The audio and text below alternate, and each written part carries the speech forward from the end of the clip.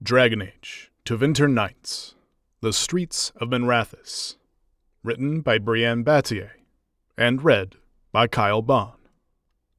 The streets of Minrathous are never truly deserted, but they do a decent impression of it after midnight. Not that it calmed Quentin Calla's nerves.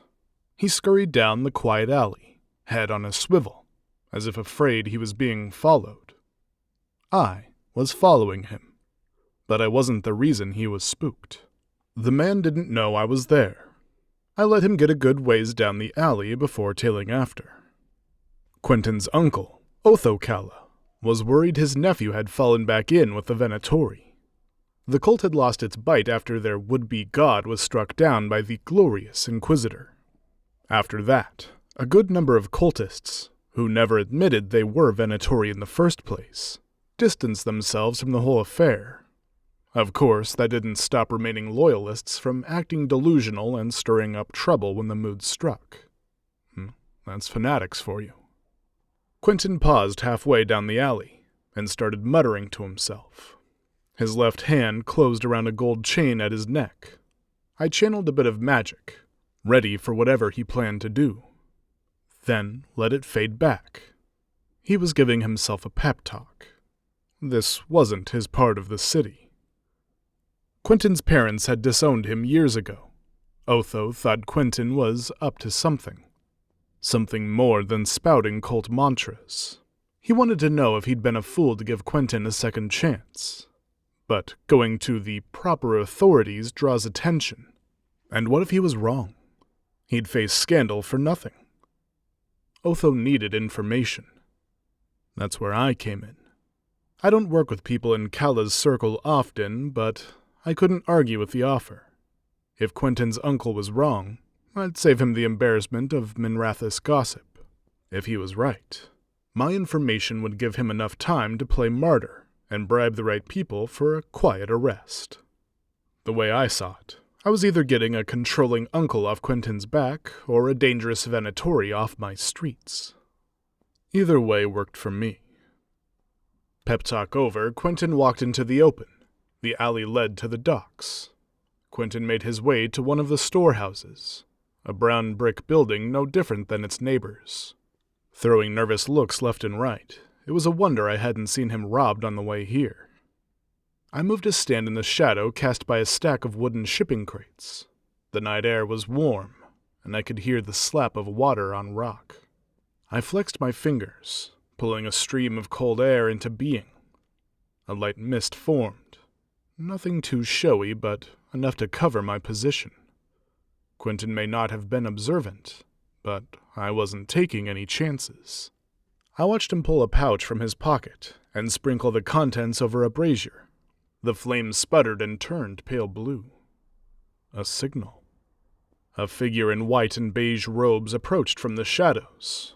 Unlike Quentin, they were unbothered by the docks or the late hour. "You're here," Quentin said, with the relief of a man who rarely sees things go right.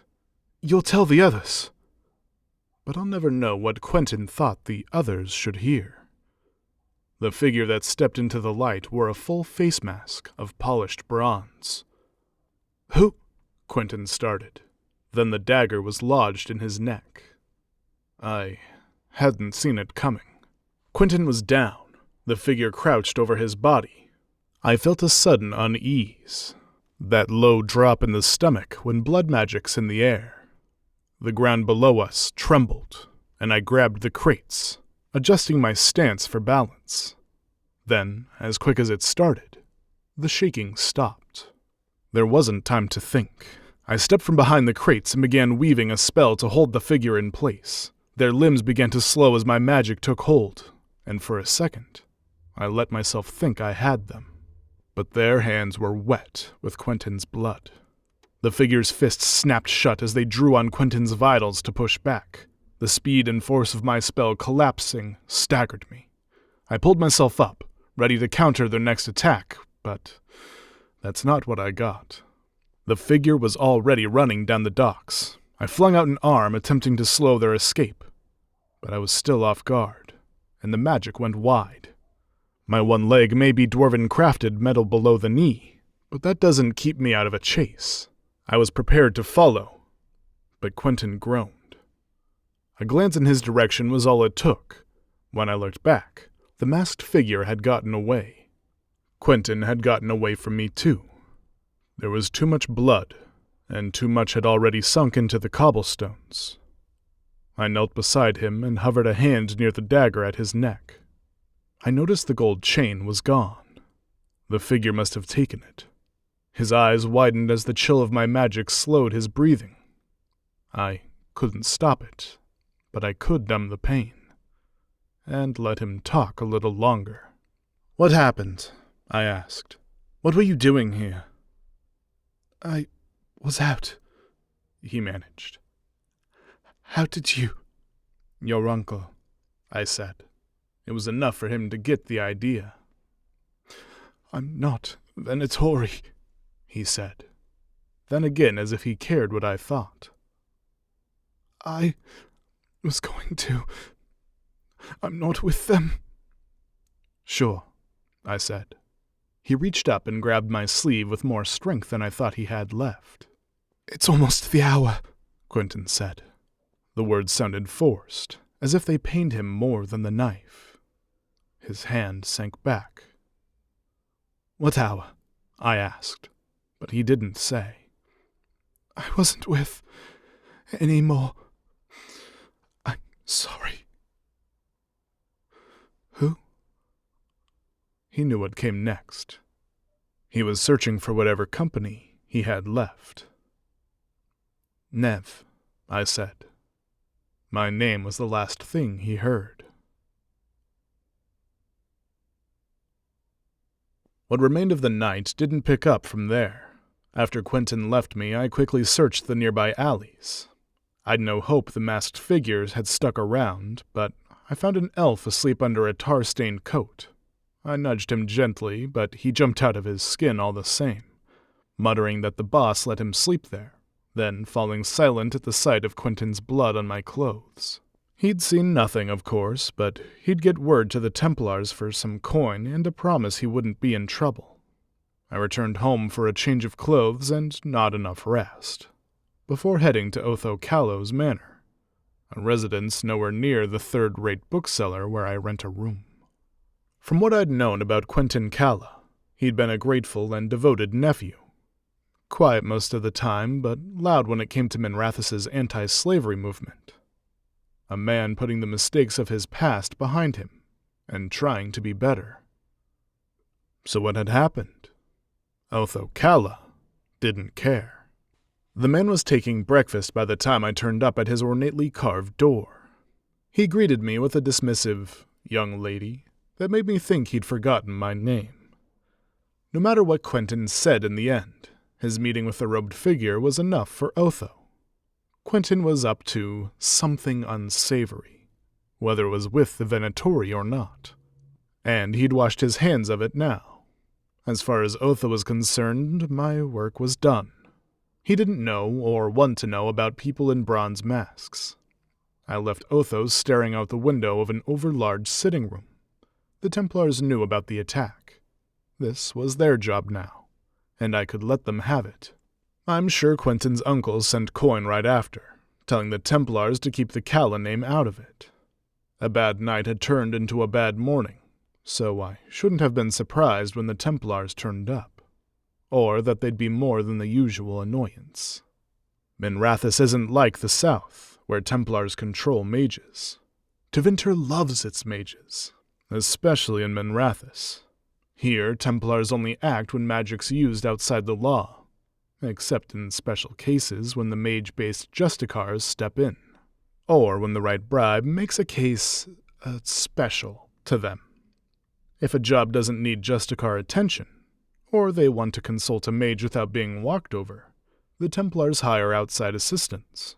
It's a job I'd taken a few times before finding more than a few jobs of my own. Working on my own doesn't pay as well as the Templars, but I prefer it that way. Knight Templar Rana Savis's armor was shined like prized silverware, and her dark hair wouldn't dare escape its perfect braid. She caught up to me outside my room just as I was returning home for the second time that morning. "I told your Knight Captain I'm not looking for Templar work." "Quentin Calla died last night," Rana said. "Funny, I heard that too. In fact, I believe I sent your people word of it. There's whispers he was Venatori. If that's true, he's not the only dead cultist this morning. Lady Verantis, don't say murdered." "Murdered," she said. 2 in one night. I repressed a sigh, thinking of the sleep waiting for me inside, and leaned against the door. "Someone's after Venatori." "It could be," Rana began. "But what was the point?" "It's not a coincidence," I said. "No," Rana agreed. "A person in a bronze mask was seen in the street. The timing works out." I'd gone looking for the truth about one man. One man I could handle. I hadn't gone looking for conspiracies. Then again, I'd gone looking for possible Venatori. What did I expect? "Knight Captain Jarvis would like your opinion on any similarities between Calla and Lady Verantis," Rana said. She sounded official, but looked as happy to invite me along as I was to work with the Templars. I smiled. "You don't think I'll help?" "From what I heard, you watched the murderer run away," she said. I adjusted the cuffs of my coat. "People walk away from worse crimes in Minrathous. You're not under orders." I could have let it go. The job had been simple. Find out what Quentin Calla was doing. According to his uncle, I had an answer, or enough of one. But I'd watched the murderer run. I'd watched Quentin die. And I didn't know the reason for it. It wasn't the most satisfying ending, and it wasn't one I wanted to live with. "After you," I said.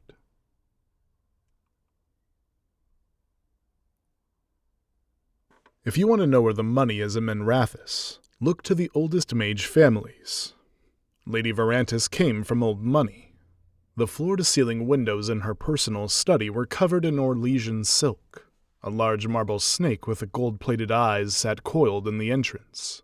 The chandelier overhead was excessive, and far too heavy to hang naturally.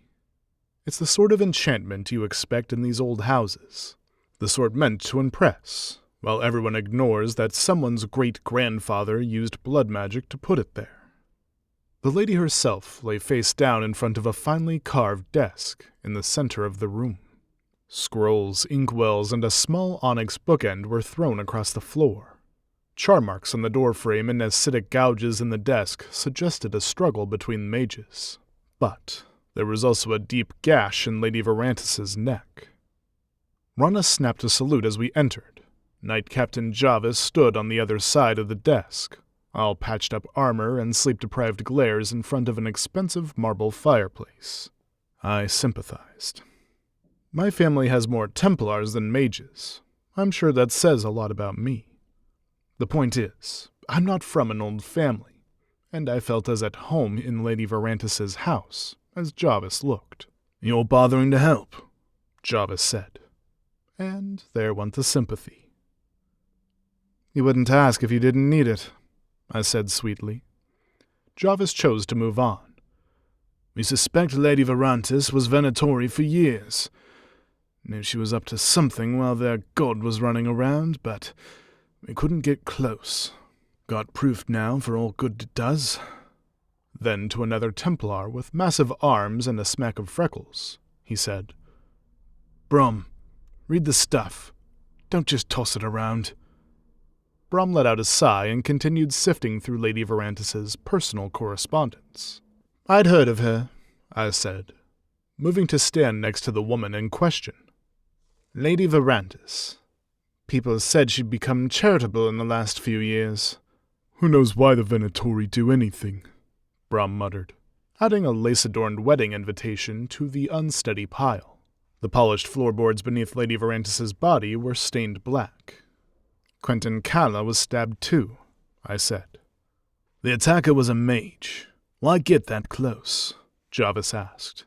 moving from the desk for another look at the body. Maybe she didn't give him a choice. Maybe they wanted to catch her by surprise, I suggested. Or maybe they needed to. Blood magic, Rana asked, and all three Templars looked to me. Blood magic has a nasty habit of thinning the veil between our world and the Fade. I closed my eyes and reached for a small amount of magic, sensing how it would react. It came too readily, flowing too fast from the other side. The veil in Lady Verantis' house was too thin. Some places are just like that. For this to be one of them would have been too convenient. Yes, but why here? I gestured vaguely to our rich, if battle-scarred surroundings. If the killer needs blood alone, there are less obvious sources than Lady Verantis. If they want Venatori, what ritual are they performing with them? Nothing good, Jarvis said.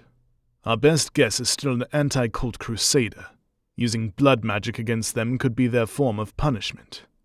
If someone's killing Venatori, that's fewer problems for us, Brom said. It's not against the law to be a cultist, Jarvis said. Depends what you do with it, Brom muttered. Sacrificing people is, Jarvis continued.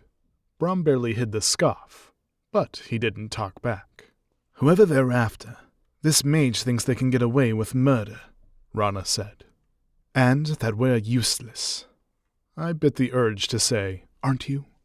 I looked at Lady Verantis. Her hair had half fallen from an elaborate bun, but the back of her pale neck was visible. A thin line of bruising arced across the exposed skin, suggesting a fine chain once sat there, one that had been forcibly removed. I bet Quentin Calla had the same marks. So they're a thief, Brom said when I pointed it out. Rana picked up a heavy coin purse and tossed it at Brom. Nothing else was taken. I'll ask around, I said. If I find anything, I'll let you know. Jarvis looked unimpressed. I thought you weren't interested in Templar work. Oh, I'm not, I said. I'm finishing work I started.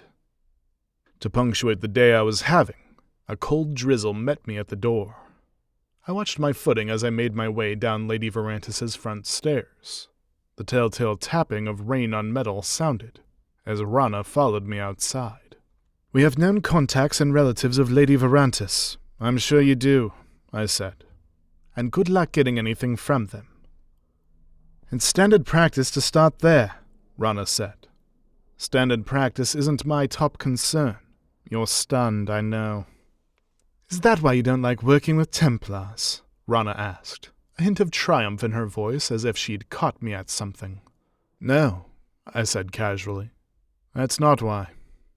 Her brow furrowed, and a light scowl touched her lips. She wasn't ready to drop it just yet. Do you have anything more on Calla? I smiled. I'll find something. If the rest of the world was fair, I would have found something right away to prove a point. But I spent the rest of the day speaking to dockworkers who'd heard the Calla name, of course, but didn't know Quentin himself. If someone was seeking Venatori jewelry, the best fence this end of the Imperial Highway hadn't heard of it. If someone in a bronze mask had been lurking around, the night guard hadn't seen them. He hadn't seen me or Quentin either, so I shouldn't have been surprised there. As I was returning from the docks, I saw Venatori's street prophet on the corner. His robes were clean, if faded, his hair neatly combed. He paced back and forth, trying and failing to make eye contact with the people walking by. He held a piece of paper in his hand that no one took. "Tevinter was glorious," he said. "Look at Minrathous now. Are we content? Our God would see us lifted. We can still do so. Corypheus's machinations live on in us."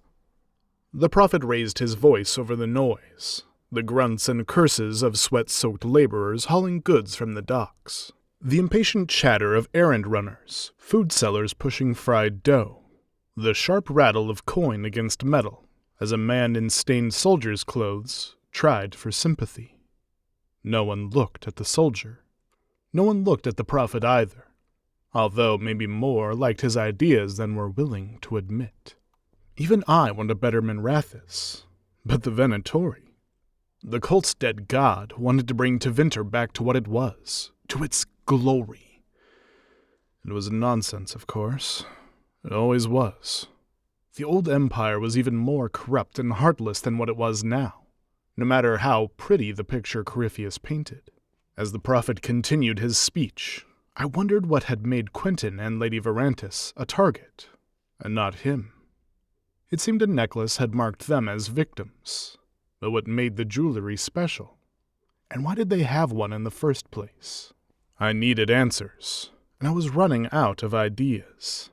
Even my best source of information, Elik Tavor, didn't have much. The man was a con artist I'd turned in the year before.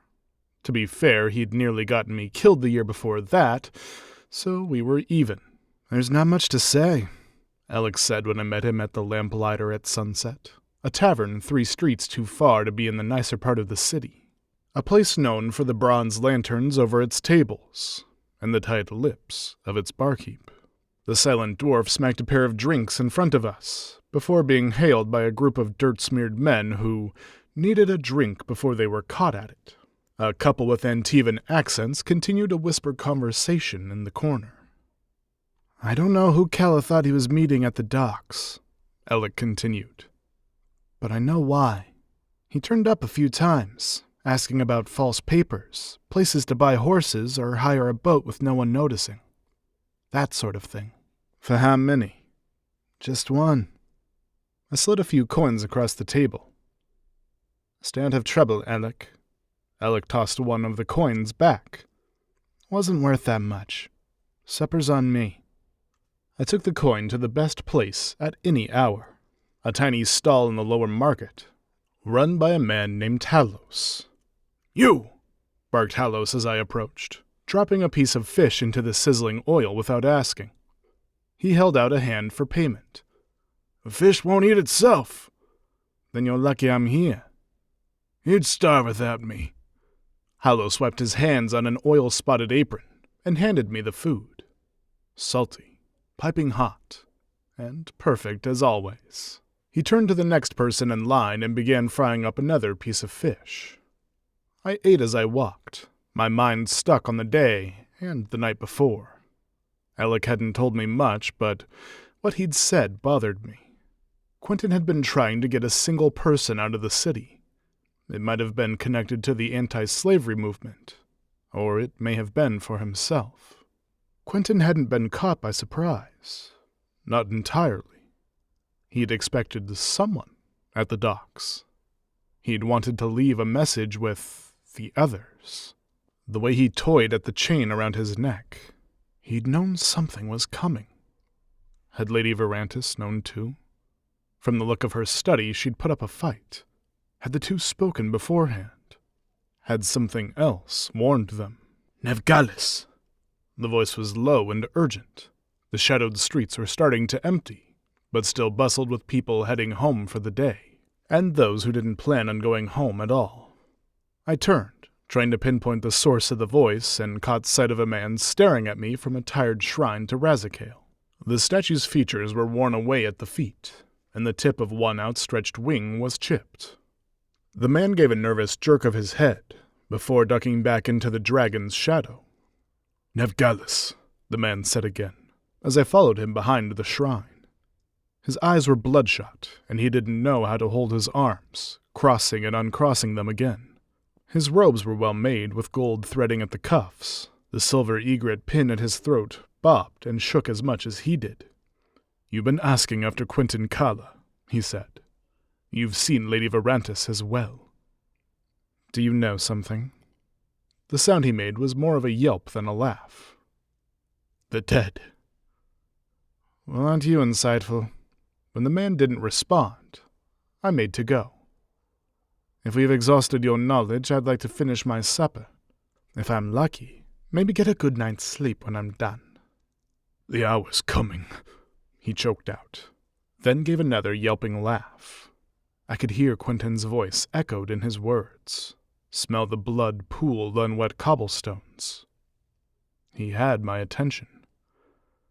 "What's the hour? What do you know?" The man shook his head. "Paxus was killed last week. No one noticed that one. Well, almost no one."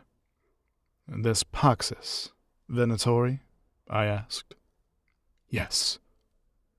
The night before, Quentin Calla had been my only problem. The day had brought Templars and Lady Verantis. Now I had this strange man and another dead cultist. One problem at a time. That's how I preferred it. I may have been better off walking away. "Do you know what Aelia took?" He changed tacks again, this time emphasizing the new direction by shoving a round clay disc into my hands, although he kept hold of the chain attached to it. "Aelia's the one who killed them." The man nodded. "They all had one. You can keep it. If it helps you, all the better." I tugged on the chain, but despite his words, the man didn't want to let go. "What is this?" I pressed. "What is the hour?" People can surprise you. In Minrathous, those surprises tend more toward, "Surprise, your aunt's a blood mage," than, "I brought you flowers."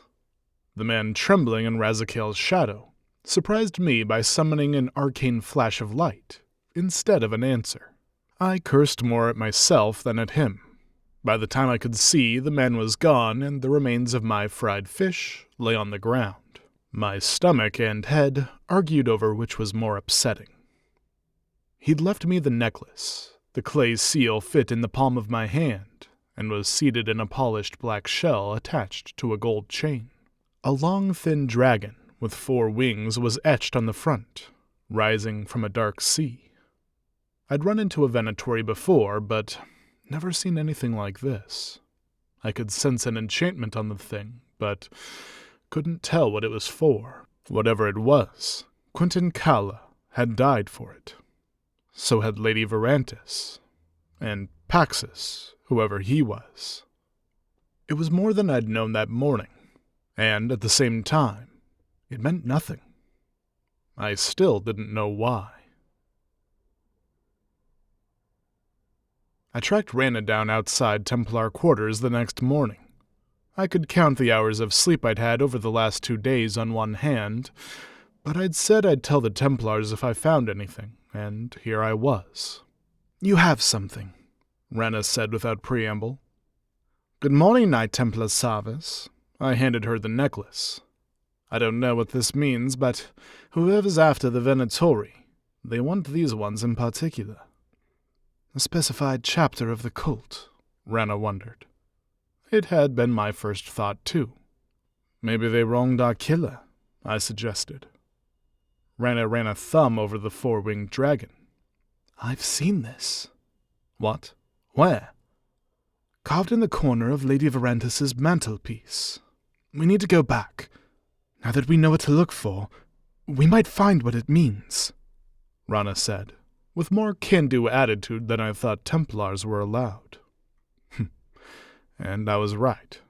"The matter with Lady Verantis is resolved, and our presence is no longer required." Knight Captain Jarvis's delivery said what he thought of the words even as he quoted them. We were crammed into the room he'd been given in the Jetstone building next to the Circle of Magi. The tight quarters weren't cheering anyone's mood. "But we have something," Rana said.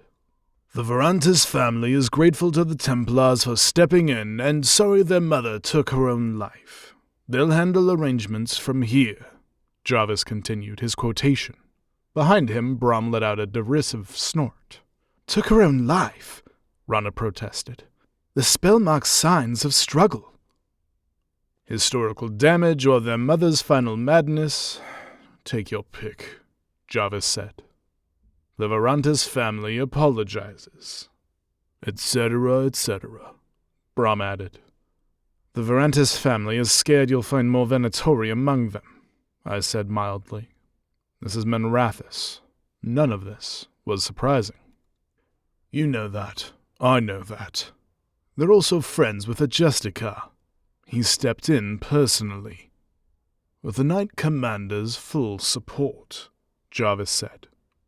If we go to them with this, Rana pointed at the necklace. And only that, Jarvis said. The Vorantis family will bury it. Or your Knight Commander will for them, I murmured. Sarvis, you have orders, Jarvis said. Then turned to me. Neve, don't push the Vorantis family. I'm working on it. But we need another way around. I held up my hands in a show of innocence, and left the Templars to their cramped office. I crossed back over the worn hallways through the front door, and into the noise and hurry of the Circle District. Magisters and scholars rushed to and from the looming tower, a string of flustered aides and apprentices trailing behind them. For the second time in 2 days, I'd been given an excuse to stop. If I'd walked away, no one would have cared. Let's be honest, no one would have noticed in the first place. I could have gone home. But I didn't. Neve, where are you going? Rana asked. It's very polite, but you don't need to walk me out every time, I said. Neve, Rana repeated. No one near the Vorantis family, I said. That's your problem. I'm still looking into Kala. I pointed at the necklace. And this is still useful. And the killer's still a mage, Rana said. That makes him our responsibility. We should be the ones looking into that. The Knight Captain said to wait. If I remember right, I'm not under orders. By right, I can seize that, Rana said. Or we could consider it yours now, and I can promise to return it when I'm done. Rana didn't look happy, but she didn't argue either. I tucked the necklace into a pouch at my waist. Rana went back inside and followed orders.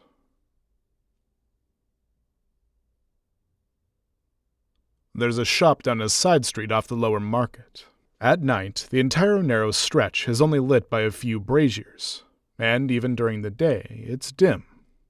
Not that anyone goes there during the day.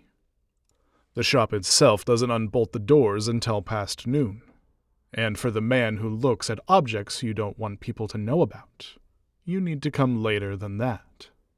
What do you have? The man asked before I could say what I wanted. I didn't know his name. If he knew mine, he pretended not to. Maybe I'm looking for something, I said. The man raised an eyebrow. Not the right look. What do you have? I placed the necklace on the scarred wooden table. The man scooped it up. I could feel his magic reaching to unlock the nature of the four-winged dragon's enchantment. Blood magic, he said. Yes, I gathered that. No. Not like this. Not since Corypheus. What does? But I didn't get to finish the question. Get out, he said, slamming the seal back to the table and shoving it toward me. Wait, what is? I tried again, but he wasn't having it. I don't know, I don't care, I never saw it. A moment later, I was back on the street. The man in the shop had seen a lot of things, worse than I could imagine, I'm sure. But this had him scared. And if he was afraid to talk, who else would? I was running out of options. There was one other person who knew about the necklace. The question was, could I track him down in time? When I turned down the narrow street that led from the shop to the lower market, the figure in the bronze mask was waiting for me. On instinct, I fired off a blast of ice, but of course they'd been expecting me. The figure dodged sideways, avoiding the attack, and charged forward. Drawing a dagger, they ducked low and swiped at me with a long blade. The steel glanced off my metal calf, and the figure was spun away. I could thank dwarven craftsmanship for the lack of damage, but it was a lucky enough miss for me, and a mistake they wouldn't make twice. We stood for a moment, staring at each other. You have the seal! The voice was thick with hatred. Aelia? I asked. She laughed softly. The mask's expression remained the same. I didn't care for the effect. I'm not Venatori, I said. None of them were. A dark wave of energy sped my way, but this time I was faster. I dodged and thrust my arm upward, encouraging the spear of ice I created at her feet to follow suit. Aelia moved, but not fast enough. The ice caught her in the side, and she stumbled. An opening. I willed the air around her to slow, and then released it. The change in momentum threw her off course, and she crashed into the pitted brick of a rundown tenement. Straightening, Aelia threw the mask from her face, revealing short red hair, and a look even angrier than I'd expected. The mask hit the opposite wall with a clang, a distraction, and for the split second it needed to, it worked. Aelia's other hand still held the dagger. As she returned the hand that had thrown the mask, she made the slice across her palm. I felt lightheaded as she began to drain my energy. Aelia clenched her fist, drawing more power from herself, and I stumbled into the wall where the mask had fallen. She came in fast with her dagger, and I threw up an arm to block the worst of it. She twisted the blade in her hand, cutting into my muscle, but at least it wasn't my neck. Still, I cried out. I felt a tug at my waist as she pulled away the pouch that held the necklace. Our lives are for the glory of Tevinter reborn. You're Venatori, I said. Why? Minrathous has forgotten its way, Aelia said. It falls to us to put it right, to make it rise. I gasped as Aelia pressed the seal into my injured arm. Her other hand held the dagger to my throat. I felt dizzy again.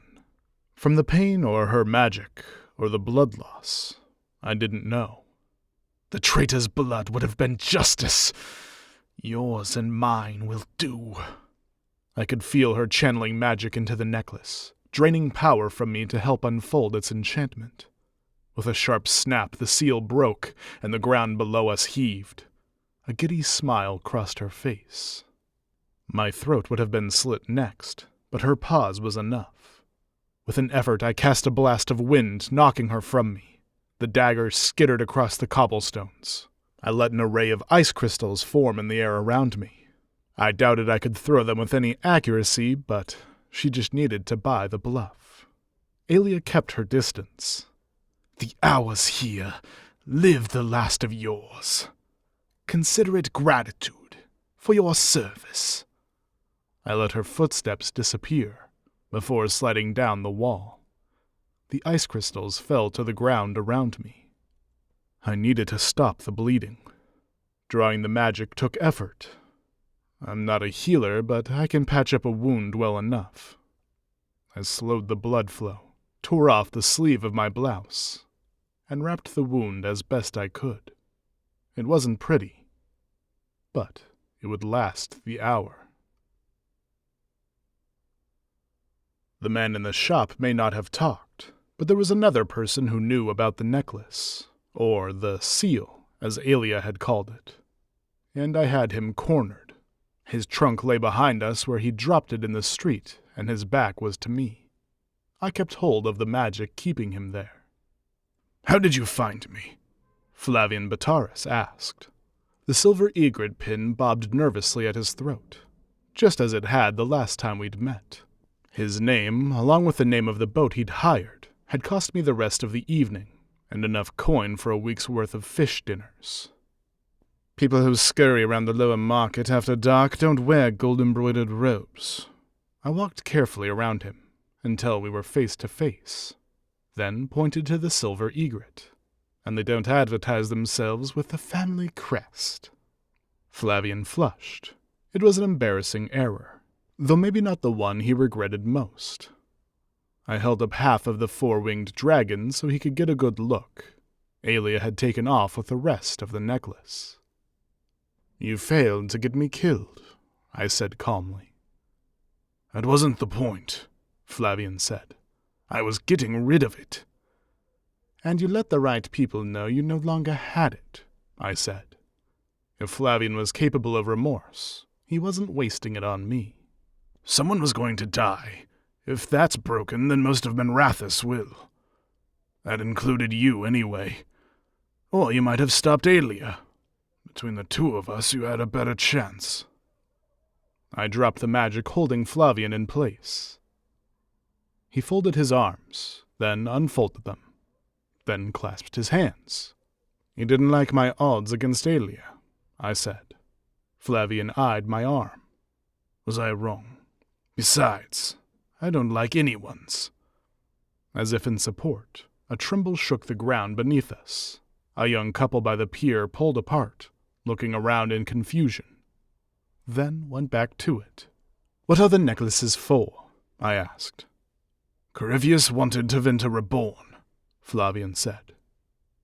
He trusted Minrathous to be the jewel of his new world. He planned to return here after his victory in the south. What are they for, Flavian? I said. There's a demon sealed beneath the city. If it's let out... He made a dismissive gesture, as if tossing Minrathous aside. Corypheus would rebuild. That was the plan. Minrathous has defeated demons before, I said. Not like this, Flavian said. I'm not even sure demon's the right word. It's something only a god could summon. At the look on my face, he added, if not a god, Corypheus was close enough. Another tremble shook below us, and I took a step to steady myself. People along the docks were starting to look worried. I saw a man run toward one of the storehouses. The young couple hurried away. Keep going, I said. 8 of us held the seals to its prison, bloodbound. We couldn't speak of them. The death of the others was the only thing that could shock me into giving mine away. Control that subtle for that long. Unless someone actively renewed the hold, it's not possible. Corypheus was close enough, Flavian said. If Minrathous wasn't ready to kneel, the demon would make sure it did. The hour of Minrathous' return. Corypheus is dead, I said. And the plan was as well, until Aelia took over. The Venatori still want the Tevinter Corypheus promised, whether he's around for it or not. And all she needed were the seals. Not all of you agreed, I said. Lady Verantis was one of Corypheus's most devout. After his fall, she had a crisis of conscience, a devotion to charity and the chantry. Sincere, if it also answers to guilt. Paxus, I think he just wanted to be in charge over Aelia. What about you? I asked. A weak grin spread over Flavian's face. I've been a worse person. I'll settle for dying a bad one. Or better yet, living elsewhere. And Quentin? Flavian let out a yelp of a laugh. Gala! He was barely one of us to begin with. He was told the Venatori would end slavery. When he found out the rest, a few threats to his family kept him in line long enough. He was only bound to a seal because manipulating the Gallus family was useful at the time. In the end, I suspect he was sending information to the Inquisition. By then, I preferred the idea of living over Corypheus's plans. There it was. I had my answer. Who Quentin Gallus had been, and why he died. Flavian moved to pick up his trunk, then swore as I froze him in place again. Aelia won't wait. The hour's here. If you let me go, we can both leave. I'll pay your way out. Where is she? It's already started, he said, trying to track me with his eyes while his limbs remained in place. When I didn't respond, he gave up on me.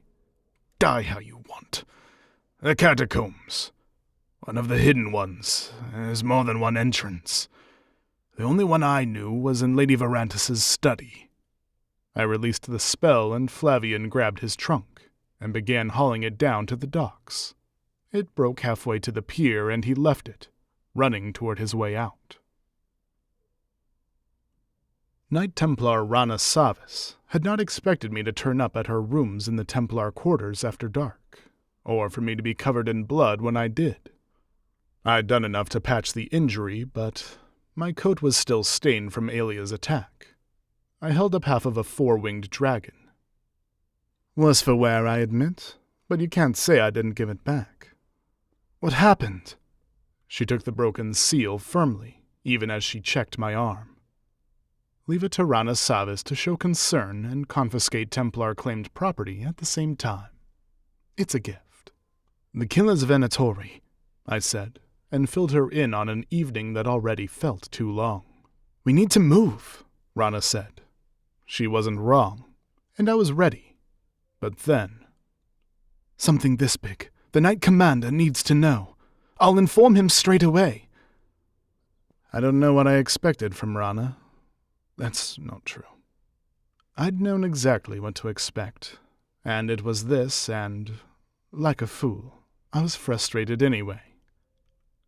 The hour's now, Rana, I said. Yes, that's why.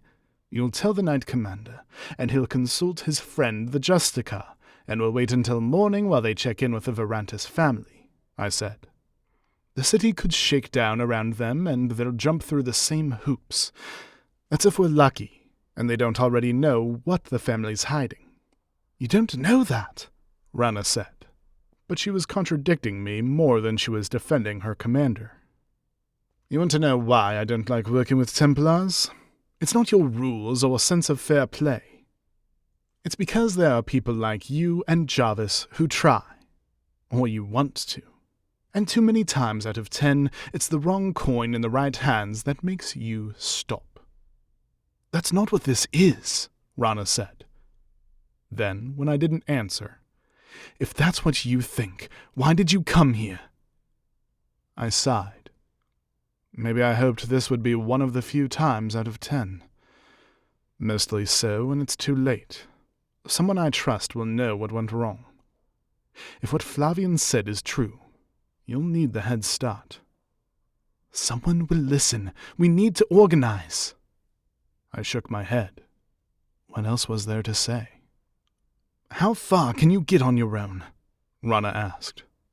I don't know, I said. My arm was sore. Everything was sore.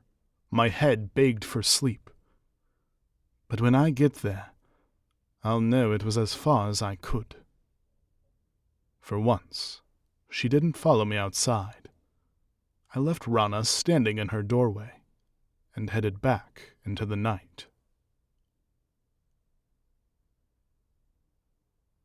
The Knight Commander had posted his own men outside Lady Verantis' house. He claimed the Verantis family was worried about thieves stealing their inheritance before they had it sorted. More likely they wanted to keep people out until they burned evidence of any Venatori connections. Whether they believed the claims or didn't care about the truth, the guards outside weren't expecting trouble. Only one was posted by the back entrance. And once distracted by a convenient noise, he didn't see anyone slip inside.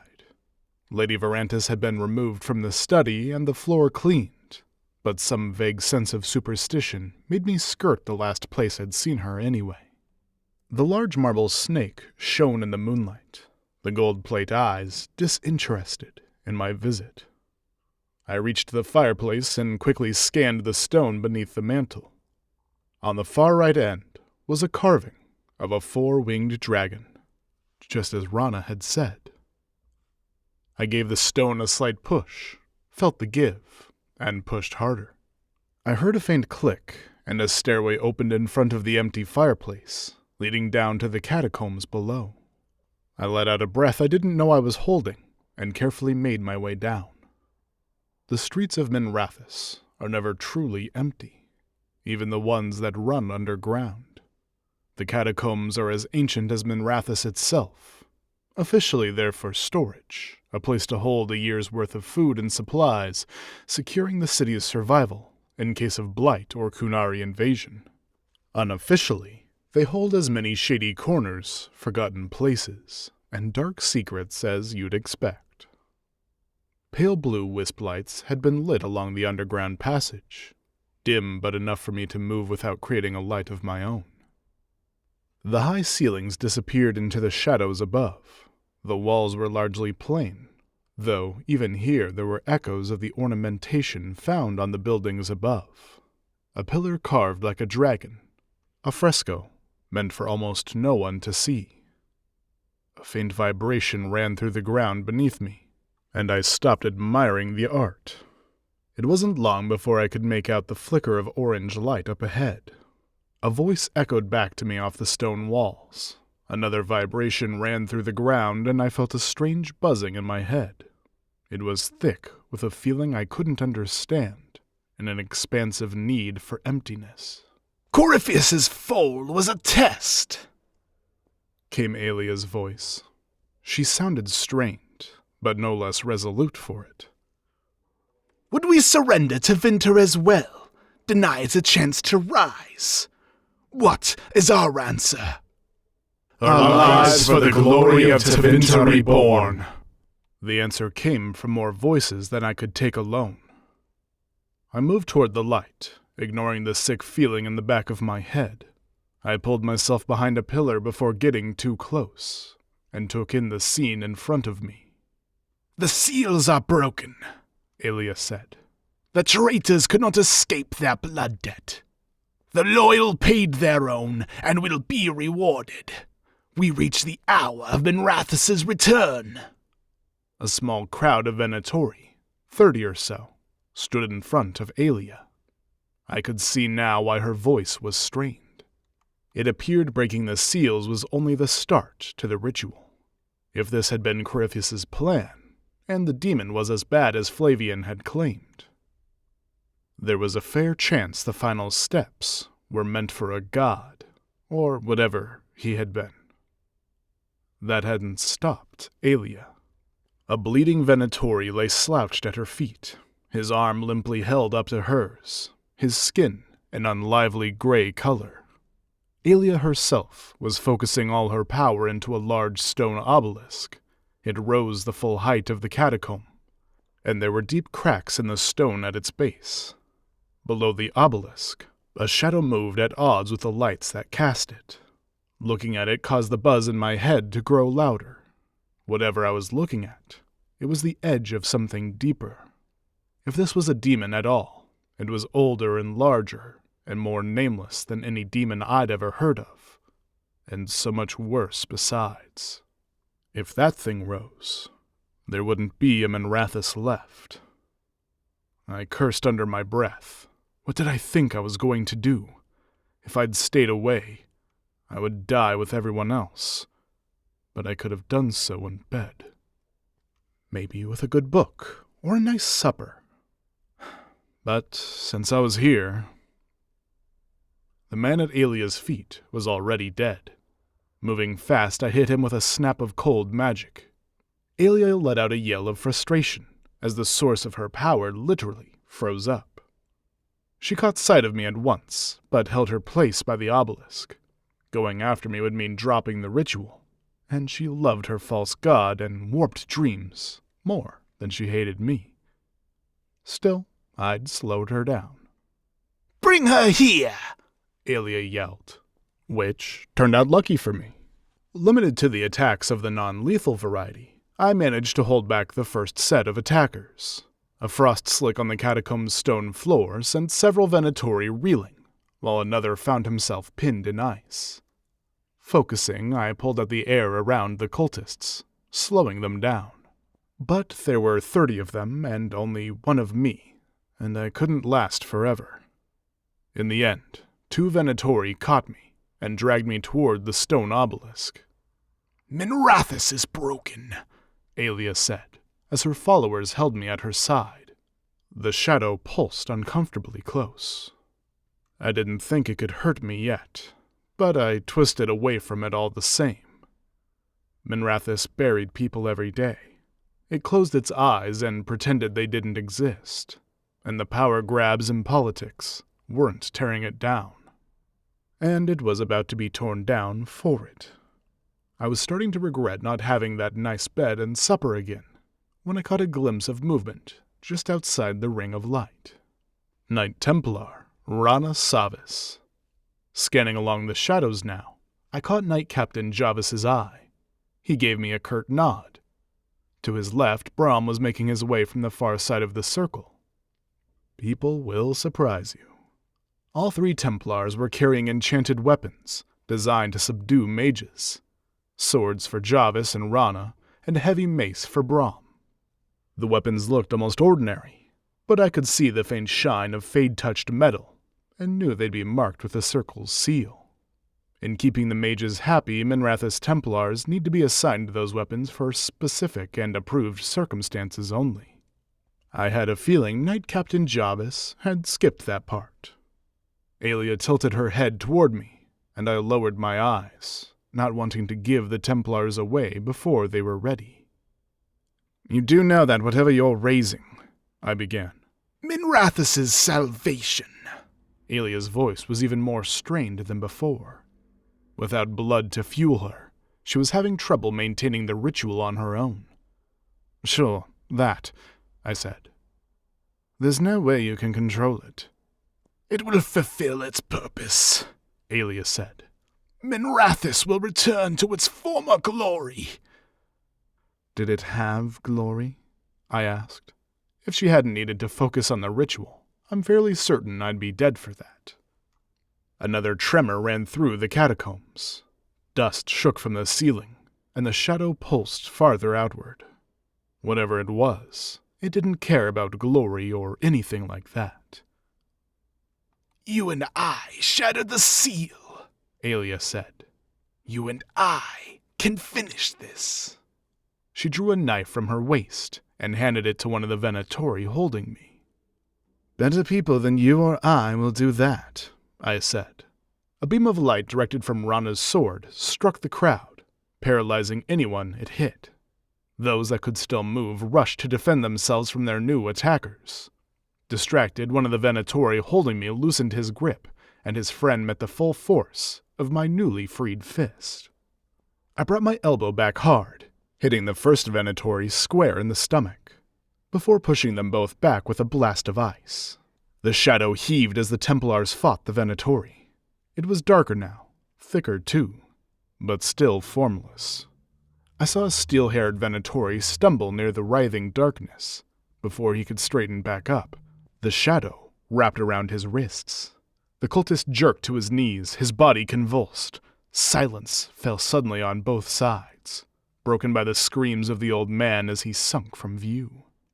If I'd thought there'd been chaos before, I was wrong. Some Venatori continued to fight, others ran. I saw Brom lose his balance as the earth trembled again. He hit the ground with a metal clang and was swarmed by a trio of Venatori. Before I could move, a beam of light shot from his mace, knocking his attackers back and sending another cultist into the shadow. Brom rose awkwardly to his feet, one arm limp by his side, his movements hampered by whatever magic the Venatori had cast at him. I saw Rana race towards him, stopping the large Templar from being pulled into the shadow himself. Through it all, Aelia had not broken the ritual.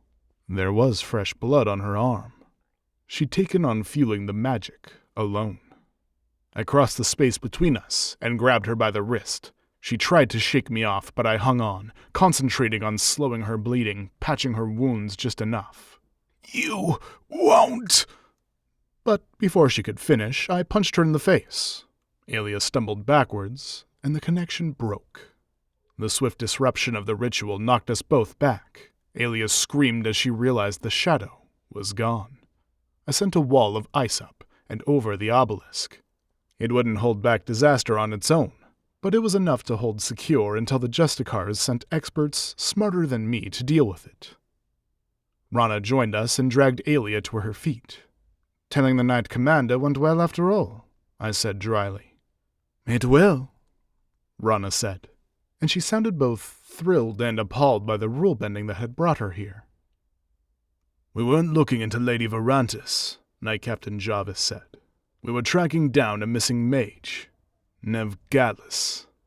My smile was sincere. He looked tired, and I was feeling sympathetic.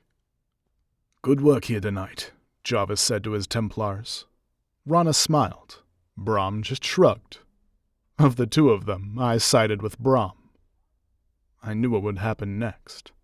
The demon, or whatever it was would be sealed. No one would talk about it because doing so would admit the Venatori still had too much power. Some of the Venatori would face their crimes. Others would claim they were victims of blood magic control. The ones who had money would find that it was enough of an excuse. It was still dark when we left the catacombs. The city was hushed, if hardly sleeping, with no idea what had happened. Minrathous is broken, Aelia spat at me. I know, I said, but you aren't the one to fix it. I left Aelia to the Templars. I wanted sleep more than anything. But there was one more stop I had to make. If Rana Savis had been surprised to see me at her door in the middle of the night, Otho Calla was baffled to find me at his before sunrise the next morning, and more than a little annoyed to be woken by a servant to see me. "What do you want?" he said, then caught sight of my blood-stained coat and dust-filled hair. "Venatis, if you've brought trouble." "For what it's worth, you weren't wrong to give Quentin a second chance," I said. "He left the Venatori. There's nothing unsavory in his last days either." Otho ran a tired hand over his face. "Does it matter now?" "It might to you. That's your decision. You wanted the truth. You have it." "I already paid you," he said, but I was already leaving. "I know." I heard the heavy door to the Calla house start to creak close behind me, then pause. "Why didn't he just tell me?" Otho called after me, but the plea in his voice was for someone already dead. I paused, resting a hand on the carved dragon at Otho's front gate. Morning light was starting to push through the city, people already moving through the street in front of me, ready to start the day. Why hadn't Quentin told him? The easy answer was that he couldn't.